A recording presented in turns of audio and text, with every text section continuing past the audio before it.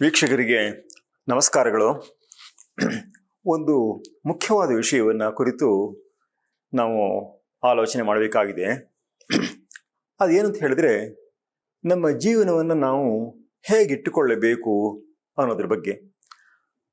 ಅದರಲ್ಲಿ ನಮ್ಮ ಸಾಹಿತ್ಯದಲ್ಲಿ ಒಂದು ಒಳ್ಳೆಯ ವಿಷಯವನ್ನು ಹೇಳಬೇಕಾದ್ರೆ ಉಪಮೆಗಳ ಮೂಲಕ, ರೂಪಕಗಳ ಮೂಲಕ ಹೇಳುವಂತಹದ್ದು ಒಂದು ನಮ್ಮ ಸಾಹಿತ್ಯದ ಒಂದು ದೊಡ್ಡ ವಿಶೇಷ.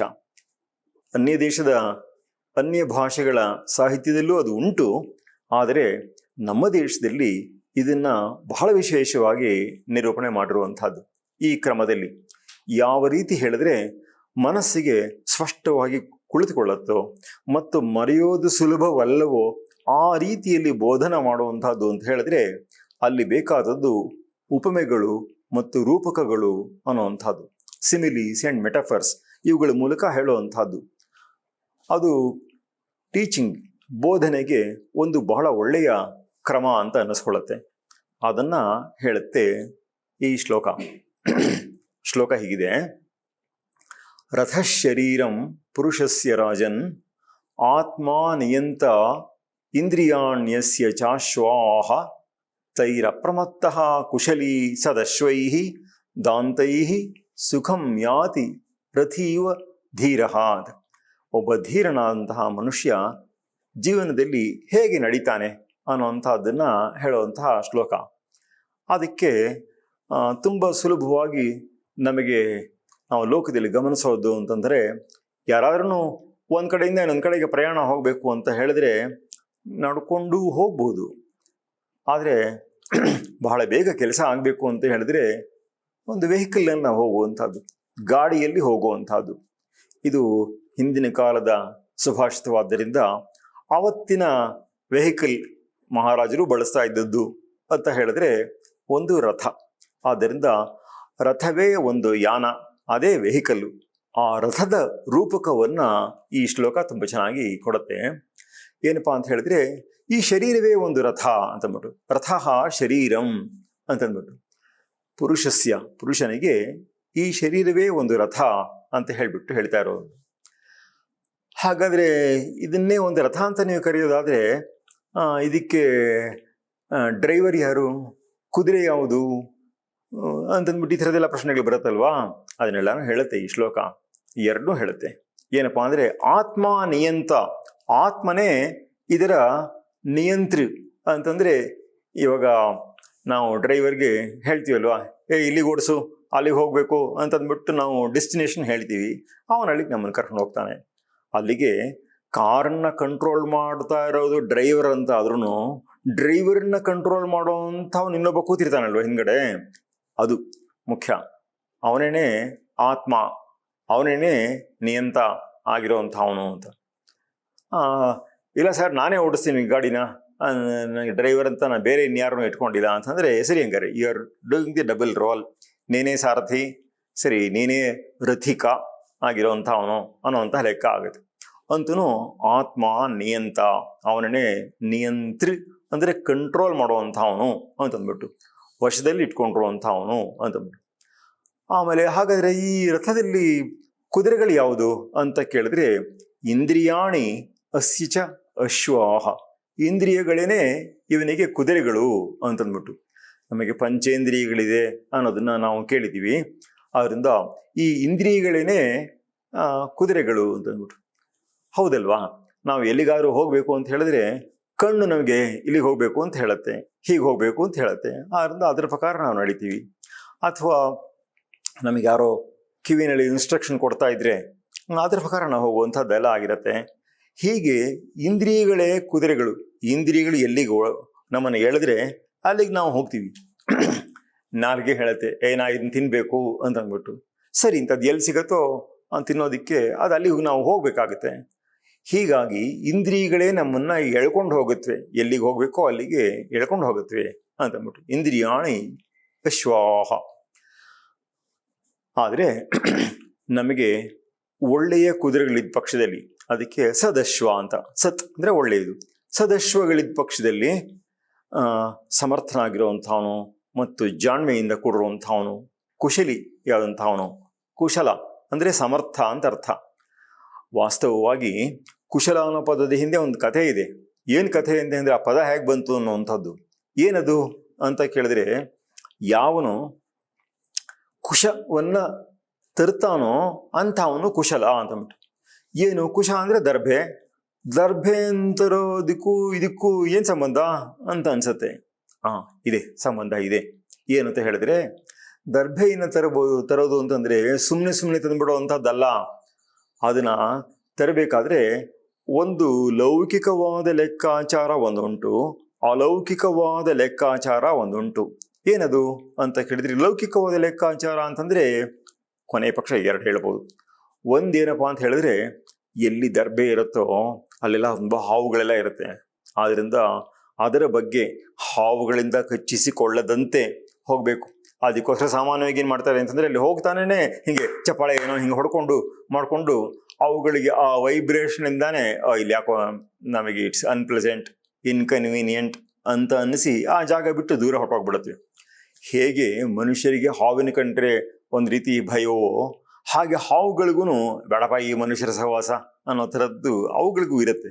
ಆದ್ದರಿಂದ ಅವುಗಳು ಮನುಷ್ಯರನ್ನ ಕಂಡ್ರೆ ಅವುಗಳೇನು ಒಟ್ಟಿಸ್ಕೊಬಂದು ಕಚ್ಚಬೇಕು ಅಂತ ಎಲ್ಲ ಏನು ಕಚ್ಚೋದಿಲ್ಲ. ಅವುಗಳಿಗೇನೋ ಕೆರಳಿಕೆ ಉಂಟಾಗಿದ್ರೆ ಆ ಥರ ಏನೋ ಒಂದು ಪ್ರತಿಕ್ರಿಯೆ ತೋರಿಸ್ಬೋದು ಅನ್ನೋದು ಬಿಟ್ಟರೆ, ಅವುಗಳು ಕೂಡ ಒಂಥರ ಕಂಡ್ರೆ ಸರಿ ಅವ್ರ ಪಾಡಿಗೆ ಅವರು, ನಮ್ಮ ಪಾಡಿಗೆ ನಾವು ಅಂದ್ಕೊಂಡು ತಾನು ಹೇಳೋ ದೂರ ಇರಬೇಕು ಅಂತಲೇ ಇಷ್ಟಪಡುವಂಥದ್ದು. ಆದ್ದರಿಂದ ದರ್ಭ ಸಂಗ್ರಹಣ ಅಂತಂದರೆ ಹಾಗೆ ಚಪಾಳೆ ಹೊಡ್ಕೊಂಡು ಅದು ನಾವು ಹಾವಿನ ಹತ್ರ ಕಚ್ಚಿಸ್ಕೋಬಾರದು ಅಂತ. ಇಂಗ್ಲೀಷ್ನಲ್ಲೂ ಸ್ನೇಕ್ ಇನ್ ದಿ ಗ್ರಾಸ್ ಅಂತ ಹೇಳ್ತಾರೆ. ದರ್ಭ ಅನ್ನೋದೇನು ಹುಲ್ಲು ತಾನೇ ಅದು. ಆದ್ದರಿಂದ ಅಲ್ಲ ಸ್ನೇಕ್ಸ್ ಇರ್ಬೋದು ಅನ್ನೋಂತಹ ಎಚ್ಚರ ಒಂದು ಬೇಕಾಗತ್ತೆ ಅನ್ನೋದು ಒಂದು. ಎರಡನೇದು, ದರ್ಭವನ್ನು ತಗೊಳಕ್ಕೆ ಹೋದಾಗ ಸ್ವಲ್ಪ ಎಳೆ ದರ್ಭ ಇರುತ್ತಲ್ಲ, ಅದು ಶಾರ್ಪಾಗಿರುತ್ತೆ. ಅದ್ರ ಎಡ್ಜು ದರ್ಭಾಗ್ರ ಅನ್ನೋವಂಥದ್ದು ತುಂಬ ಅದು ಚೂಪದು. ಅದು ಒಂಥರ ಕೈಗೆ ಚುಚ್ಚಿ ಕೈಯಲ್ಲಿ ಸ್ವಲ್ಪ ಗಾಯ ಆಗೋದು, ಕೆಲವು ಸಲ ಒಂಚೂರು ರಕ್ತ ಬಂದಂಗೆ ಆಗೋದು, ಅಂತೂ ನೋವಾಗೋದು, ಹೀಗೆಲ್ಲ ಆಗುತ್ತೆ. ಆದ್ದರಿಂದ ಯಾವ ರೀತಿ ತಗೊಂಡ್ರೆ ನಮಗೆ ಅದೆಲ್ಲ ಆಗೋದಿಲ್ವೋ ಆ ರೀತಿಯಾಗಿ ತಗೊಳ್ಬೇಕು. ಅದರಲ್ಲೊಂದು ಜಾಣ್ಮೆ ಇದೆ. ಆ ಅರ್ಥದಲ್ಲೂ ಒಬ್ಬ ಮನುಷ್ಯ ದರ್ಭವನ್ನು ಸಂಗ್ರಹ ಮಾಡುವಂಥ ಅವನು ಕುಶಲ ಅಂತ ಅನ್ನಿಸ್ಕೊಳ್ತಾನೆ. ಅದಲ್ಲದೆ ಇದು ಲೌಕಿಕವಾದ ಲೆಕ್ಕಾಚಾರಗಳಾಯಿತು. ಅಲೌಕಿಕವಾದ ಲೆಕ್ಕಾಚಾರ, ಒಂದು ಲೌಕಿಕವೂ ಹೌದು ಅಲೌಕಿಕವೂ ಹೌದು ಅನ್ನೋವಂಥದ್ದು ಒಂದು ಬಾರ್ಡರ್ ಲೈನು. ಏನಪ್ಪಾ ಅಂತ ಹೇಳಿದ್ರೆ, ಆ ದರ್ಭೆಯನ್ನು ಕೀಳಬೇಕಾದ್ರೆ ಹೇಗೆ ಕಿತ್ತರೆ ಗಿಡವೇ ಸತ್ತೋಗ್ಬಿಡುತ್ತೋ ಹಂಗೆ ಕೀಳಬಾರ್ದು. ಆದ್ದರಿಂದ ಹೇಗೆ ಕಿತ್ತರೆ ಗಿಡಕ್ಕೆ ಘಾತವಾಗಬಾರ್ದು, ಘಾಸಿ ಆಗಬಾರ್ದು, ಮುಂದೆ ಅದು ಬೆಳ್ಕೊಳ್ಳೋಕ್ಕೆ ಅನುಕೂಲವಾಗಬೇಕು. ಆ ರೀತಿಯಾಗಿ ಆ ದರ್ಭವನ್ನು ನಾವು ಸಂಗ್ರಹ ಮಾಡಬೇಕು ಅನ್ನುವಂಥದ್ದು. ಅಂದರೆ ಒಂದು ಜೀವಕ್ಕೆ ಒಂದು ನೋವನ್ನು ಉಂಟು ಮಾಡಬಾರ್ದು ಅನ್ನೋ ರೀತಿಯಲ್ಲಿ ನಮಗೆ ಅದನ್ನು ತಗೊಳ್ಬೇಕಾಗಿದೆ. ಅದಕ್ಕೆ ನೋವು ಉಂಟು ಆಗತ್ತೆ. ನಾವು ದರ್ಭೆಯನ್ನು ನಮಗೆ ಏನೋ ಕೆಲಸಕ್ಕೆ ಬೇಕು ಅಂತ ನಾವು ತಗೊಳಕ್ಕೆ ಹೋದಾಗ ಅದನ್ನ ಆ ನೋವು ಅನ್ನೋದು ತುಂಬ ಮಿನಿಮಲ್ ಆಗಬೇಕು. ಆ ರೀತಿಯಾಗಿ ತಗೊಳ್ಳೋವಂಥದ್ದು ಅದು ಜಾಣ್ಮೆಗೆ ಸೇರ್ಕೊಳ್ಳುವಂಥದ್ದು. ಇದಲ್ಲದೆ ಇದರಲ್ಲಿ ತಾತ್ವಿಕವಾಗಿ ಅಲೌಕಿಕವಾಗಿ ನೋಡಿದಾಗ ಆ ಗಿಡಕ್ಕೆ ನೋವು ಉಂಟಾಗುವಂಥದ್ದು ನಮ್ಮ ಮೇಲೆ ಅದು ಒಂದು ಪರಿಣಾಮವನ್ನು ಬೀರಬಾರದು ಅಂತ. ನಾವು ಮಾಡುವಂತಹ ಪಾಪ ಕಾರ್ಯಗಳೆಲ್ಲನೂ ಅನ್ಯನಿಗೆ ಆಗುವಂತಹ ಹಿಂಸೆಯನ್ನು, ನಾವು ಅಂತಹ ಕೆಲಸವನ್ನು ಮಾಡಿದಷ್ಟು ನಮ್ಮ ಮೇಲೆ ಅದು ಒಂದಲ್ಲ ಒಂದು ರೀತಿಯಲ್ಲಿ ಇದು ಹೊಡೆಯುತ್ತೆ. ಅದಕ್ಕೋಸ್ಕರವಾಗಿ ಪ್ರಾರ್ಥನಾ ಮಂತ್ರಗಳಿದೆ. ಯಾವ ರೀತಿ ಆ ಗಿಡಕ್ಕೆ ನೋವು ಆಗದಂತೆ ನಾವು ಅದನ್ನು ಪ್ರಾರ್ಥನೆ ಮಾಡಿಕೊಂಡು ನಂತರ ಅದರ ಪರ್ಮಿಷನ್ ಕೇಳಿ ತಗೊಳ್ತಾ ಇರೋ ಹಾಗೆ ಮಾಡಿದ ಪಕ್ಷದಲ್ಲಿ ಆ ಗಿಡಕ್ಕೆ ಆಗುವಂತಹ ನೋವು ತುಂಬ ಕಡಿಮೆ ಆಗುವಂಥದ್ದು ಮತ್ತು ನಮ್ಮ ವಿಷಯದಲ್ಲಿ ಒಂದು ಕ್ಷಮಾ ದೃಷ್ಟಿ ಇರುವಂತಹದ್ದು ಇದೆಲ್ಲ ಉಂಟು. ಈ ಲೆಕ್ಕಾಚಾರಗಳೆಲ್ಲ ಉಂಟು. ಅದಕ್ಕೋಸ್ಕರವಾಗಿ ಅದಕ್ಕೆ ಯುಕ್ತವಾದಂತಹ ಮಂತ್ರಗಳು ಕೂಡ ಉಂಟು. ಹಾಗಿಟ್ಟುಕೊಂಡು ದರ್ಭವನ್ನು ತಗೊಳ್ಳುವಂತಹದ್ದು ಅಂತಂದ್ಬಿಟ್ಟು ಅಂತೂ ಹೀಗೆಲ್ಲ ಆಗಿ ಯಾವನು ದರ್ಭವನ್ನು ಸಮರ್ಥವಾಗಿ ತೆಗೆದುಕೊಂಡ್ಬಿಡ್ತಾನೋ ಅಂಥವನನ್ನೇ ಕುಶಲ ಅಂತ ಕರೆಯೋದು. ಈ ಶ್ಲೋಕದಲ್ಲಿ ಅವನನ್ನು ಕುಶಲಿ ಅಂತ ಕರೆದಿದೆ. ಯಾರನ್ನ? ಈ ಆತ್ಮ ನಿಯಂತ ಯಾವನಿದಾನೋ ಅವನ್ನೇ ಕುರಿತೇ ಹೇಳ್ತಾ ಇರುವಂಥದ್ದು. ಅಂದರೆ ತುಂಬ ಚತುರನಾಗಿರೋನು. ಚತುರ ಅಂತಂದರೆ ಎಚ್ಚರವಾಗಿ ಇರೋವಂಥವನು, ಹಾಗಿರೋವಂಥವನು. ಮತ್ತು ಅಪ್ರಮತ್ತ ಅಂತಂದ್ಬಿಟ್ಟು ಸಂಸ್ಕೃತದಲ್ಲಿ ಪ್ರಮತ್ತ ಅಂತಂದರೆ ಕೇರ್ಲೆಸ್ ಫೆಲೋ ಅಂತಂದ್ಬಿಟ್ಟು, ಅಪ್ರಮತ್ತ ಅಂದರೆ ವೆರಿ ಕೇರ್ಫುಲ್ ಫೆಲೋ ಅಂತಂದ್ಬಿಟ್ಟು ಅಂತ. ಆದ್ದರಿಂದ ಎಚ್ಚರವಾಗಿರೋವಂಥವನು ಅಂತಂದ್ಬಿಟ್ಟು ಸಂಸ್ಕೃತದಲ್ಲಿ ಪ್ರಮತ್ತ ಪ್ರಮಾದ ಇದೆಲ್ಲನೂ ಹತ್ತಿರದ ಪದಗಳು. ಪ್ರ ಉಪಸರ್ಗ, ಮದ್ ಧಾತು, ಇದರ ಭೂತ ಕೃದಂತದಲ್ಲಿ ಮತ್ತ ಅಂತ ಆಗುವಂತಹದ್ದು. ಅದರದೇ ಒಂದು ನೌನ್ ಫಾರ್ಮ್ ಕೃದಂತದಲ್ಲಿ ಮಾದ ಅಂತ ಆಗುವಂತಹದ್ದು. ಪ್ರಮಾದ ಅಂದರೆ ತುಂಬ ದೊಡ್ಡ ತಪ್ಪು ಆಗುವಂತಹದ್ದು. ಪ್ರಮತ್ತ ಅಂದರೆ ತುಂಬ ದೊಡ್ಡ ತಪ್ಪನ್ನು ಮಾಡುವಂತಹವನು. ಹಾಗೆಯೇ ಮತ್ತ ಅಂದರೆ ಕುಡಿದು ಬಿಟ್ಟಿರುವಂತಹವನು ಅನ್ನೋ ಅರ್ಥನೂ ಹಾಗೂ ಬರುತ್ತೆ. ಅಪ್ರಮತ್ತ ಅಂತಂದರೆ ಎವರ್ ಆನ್ ದಿ ಅಲರ್ಟ್ ಅಂತ, ಎಚ್ಚರವಾಗಿರುವಂತಹವನು ಅಂತಂದ್ಬಿಟ್ಟು. ಆದ್ರಿಂದ ಅಪ್ರಮತ್ತನಾಗಿ ಅಂದರೆ ಒಂದು ಚೂರು ಕೇರ್ಫುಲ್ನೆಸ್ನ ತಪ್ಪಿಸ್ಬಾರ್ದು. ಡ್ರೈವಿಂಗ್ ಮಾಡಬೇಕಾಗ್ತಿರತ್ತೆ. ಕಾರಲ್ಲಿ ಹೋಗ್ತಿರ್ಬೇಕಾದ್ರೆ ನಾವು ಇಷ್ಟೋ ಸಂದರ್ಭದಲ್ಲಿ ಘಾಟ್ ಸೆಕ್ಷನಲ್ಲಿ ಹೋಗ್ತಿರ್ತೀವಿ. ಒಂದು ಕಡೆ ದೊಡ್ಡ ಮಲೆ ಇರುತ್ತೆ, ಇನ್ನೊಂದು ಕಡೆ ದೊಡ್ಡ ಆಳ ಇರುತ್ತೆ. 1 ಸೆಕೆಂಡ್ ಕೇರ್ಲೆಸ್ ಆದರೆ ಟರ್ನಿಂಗ್ ಪಾಯಿಂಟಲ್ಲಿ ಆಯ್ತು ಬಿದ್ದರೆ ಪ್ರಪಾತಕ್ಕೆ ಬೀಳೋದೇನೆ. ಮೈ ಎಲ್ಲ ಕಣ್ಣಾಗಿ ಎಚ್ಚರವಾಗಿ ಗಾಡಿಯನ್ನು ಓಡಿಸಬೇಕಾದಂತಹ ಒಂದು ಜಾಣ್ಮೆ ಬೇಕು, ಆ ಎಚ್ಚರ ಬೇಕು. ಆದ್ದರಿಂದ ಅಪ್ರಮತ್ತ ಕುಶಲಿ ಸದಶ್ವೈಹಿ, ಒಳ್ಳೆ ಕುದುರೆಗಳಿರಬೇಕು. ಕೆಲವು ಕುದುರೆಗಳು ತುಂಟ ಕುದುರೆಗಳು ಯಾವಾಗಲೂ ರಾಂಗ್ ಹೊಡೆಯುತ್ತವೆ. ಆದ್ದರಿಂದ ಅವುಗಳನ್ನ ಹೇಗೆ ಹ್ಯಾಂಡಲ್ ಮಾಡಬೇಕು ಅಂತ ಗೊತ್ತಿರಬೇಕು. ಮತ್ತು ಇದನ್ನ ಕನ್ನಡದಲ್ಲಿ ಜಾತಿ ಕುದುರೆ ಅಂತ ಹೇಳ್ತಾರೆ. ಅಂದರೆ ಅದು ಒಳ್ಳೆಯ ಕುದುರೆಗಳು, ಅವು ಹುಟ್ಟಿನಿಂದಲೇ ಒಳ್ಳೆಯ ಕುದುರೆಗಳು ಅಂತ ಅನಿಸ್ಕೊಳ್ಳುವಂತಹದ್ದು. ಅವುಗಳಿಗೆ ಯಜಮಾನನ ಇಂಗಿತ ಚೆನ್ನಾಗಿ ಗೊತ್ತಾಗುತ್ತೆ, ಕುದುರೆಗಳಿಗೆ ಗೊತ್ತಾಗುತ್ತೆ. ಆದರೆ ಕೆಲವು ಕುದುರೆಗಳು ತುಂಬ ತಂಟೆ ಮಾಡುವಂತಹ ತುಂಟ ಕುದುರೆಗಳಿರುತ್ತೆ. ಅಂಥವುಗಳು ಇಟ್ಕೊಂಡು ಕೆಲಸ ಮಾಡೋಕ್ಕಾಗೋದಿಲ್ಲ, ಬಹಳ ಕಷ್ಟ. ಆದ್ದರಿಂದ ಅವುಗಳನ್ನ ಚೆನ್ನಾಗಿ ಪಳಗಿಸಿ ಅದನ್ನ ಬಳಸ್ಕೊಳ್ಳುವಂತಹದ್ದು, ಅಥವಾ ಪಳಗಿರುವಂತಹ ಮತ್ತು ಇದು ತುಂಬ ಒಳ್ಳೆಯ ಕುದುರೆ ಅಂತ ಯಜಮಾನನ ಆಶಯವನ್ನು ಗ್ರಹಿಸುವಂತಹ ಕುದುರೆ. ಇವಾಗ ರಣಾಂಗಣಕ್ಕೆಲ್ಲ ಕುದುರೆ ಮೇಲೆಲ್ಲ ಹೋಗ್ತಾ ಇದ್ರಲ್ಲ, ಆ ತರಹದ ಸಂದರ್ಭಗಳಲ್ಲಿ ಯಜಮಾನನ ಆಶಯವನ್ನ, ತನ್ನ ಪ್ರಭು ಯಾರಿದಾನೋ, ತನ್ನ ಸವಾರ ಯಾರಿದಾನೋ ಅವನ ಆಶಯವನ್ನು ಗ್ರಹಿಸಿ ಅವನ ಹಿತಕ್ಕೋಸ್ಕರವಾಗಿ ಕೂಡ ತಾವು ಕೆಲಸ ಮಾಡುವಂತಹ ಕುದುರೆಗಳು. ಅಂದರೆ ತನಗೆ ಯಾವ ಶತ್ರು ಅಂತ ಗೊತ್ತಿದ್ದಾನೋ ಅಂತಹವನ್ನ ಅವನ್ನೇ ತಿಳಿದು ಹಾಕುವಂತಹದ್ದು. ಅದಕ್ಕೆ ಕೂಡ ಟ್ರಾನ್ಸ್ಫರ್ ಆಗುತ್ತೆ. ಇವನ್ ಸ್ಪಿರಿಟ್, ಯಜಮಾನನ ಸ್ಪಿರಿಟ್ ಅವುಗಳಿಗೆ ಕೂಡ ಟ್ರಾನ್ಸ್ಫರ್ ಆಗುವಂತಹದ್ದು ಉಂಟು. ಹಾಗೆ ಯಜಮಾನನ ಆಶಯವನ್ನ ಗ್ರಹಿಸಿ ಓಡುವಂತಹ ಕುದುರೆಗಳು, ಅವುಗಳು ಸದಶ್ವ, ಸತ್ ಅಶ್ವ, ಒಳ್ಳೆಯ ಕುದುರೆಗಳು ಅಂತ ಅನಿಸ್ಕೊಳ್ಳುವಂಥದ್ದು. ಇವುಗಳಿಂದ ಮತ್ತು ದಾಂತ ಅಂತಂದರೆ ವೆಲ್ ಅಂಡರ್ ಕಂಟ್ರೋಲ್ ಅಂತಂದ್ಬಿಟ್ಟು ದಮವನ್ನ ಹೊಂದಿರುವಂತಹದ್ದು. ಅಂತಹ ಕುದುರೆಗಳಿದ್ದ ಪಕ್ಷದಲ್ಲಿ ಸುಖಂ ಯಾತಿ, ಸುಖವಾಗಿ ತನ್ನ ಗುರಿ ಏನೋ, ತನ್ನ ಲಕ್ಷ್ಯವೇನೋ ಅಲ್ಲಿಗೆ ಹೋಗಿ ಸೇರ್ತಾನೆ. ರಥಿ ಇವ ಧೀರಃ, ರಥಿ ಇವ ರಥಿಕನಂತೆ. ಸೊ ರಥಿ, ಸಾರಥಿ ಎರಡುಂಟು. ಸಾರಥಿ ಅಂದರೆ ಡ್ರೈವರು, ರಥಿ ಅಂತಂದರೆ ರಥವನ್ನು ಓಡಿಸೋನು, ರಥದ ಯಜಮಾನ ಆಗಿರೋವಂಥವನು. ಹಾಗೆ ಕೆಲವು ಸಲ ಎರಡು ಒಂದೇ ಆಗಿರ್ಬೋದು ಅಂತ ಮೊದಲೇ ನೋಡಿದ್ವಿಲ್ಲ, ಅದು ಕೂಡ ಉಂಟು. ಅಂತನೂ ಆ ರಥಿಯ ಹಾಗೆ ಅವನು ಧೀರನಾದವನು ಈ ರೀತಿಯಾಗಿ ಪ್ರಯಾಣವನ್ನು ಮಾಡ್ತಾನೆ ಅಂತ. ಅಂದರೆ ಜೀವನದಲ್ಲಿ ನಮಗೆ ಯಾವುದೋ ಲಕ್ಷ್ಯವಿದೆ, ಆ ಲಕ್ಷ್ಯದ ಕಡೆಗೆ ನಾವು ಸಾಗಬೇಕು. ಹಾಗೆ ಸಾಗಬೇಕು ಅಂತಂದರೆ ಹೇಗೆ ಅನ್ನೋದನ್ನ ಈ ಶ್ಲೋಕ ಹೇಳುತ್ತೆ. ಈ ಶ್ಲೋಕದ ಒಟ್ಟು ತಾತ್ಪರ್ಯವನ್ನ ಬಿಂಬಿಸುವ ಬಗೆಯಲ್ಲಿ ಶ್ರೀರಂಗ ಮಹಾಗುರುಗಳು ಹೇಳುವಂತಹ ಒಂದು ಮಾತಿದೆ.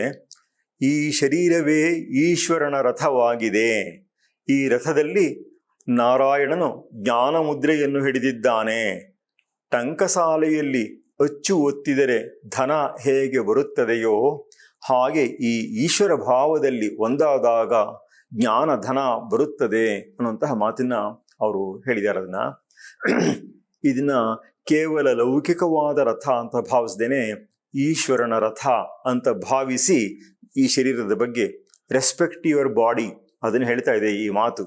ಅರ್ಜುನನ ರಥ ಕೂಡ ತನ್ನದೇ ಒಬ್ಬ ಕಾರ್ಪೆಂಟರ್ ಹತ್ರ ಮಾಡಿಸ್ಕೊಂಡಿದ್ದ ರಥ ಅನ್ನೋದಲ್ಲ, ಅಗ್ನಿಯೇ ಅವನಿಗೆ ದಯಪಾಲಿಸಿದಂತಹ ರಥವದು.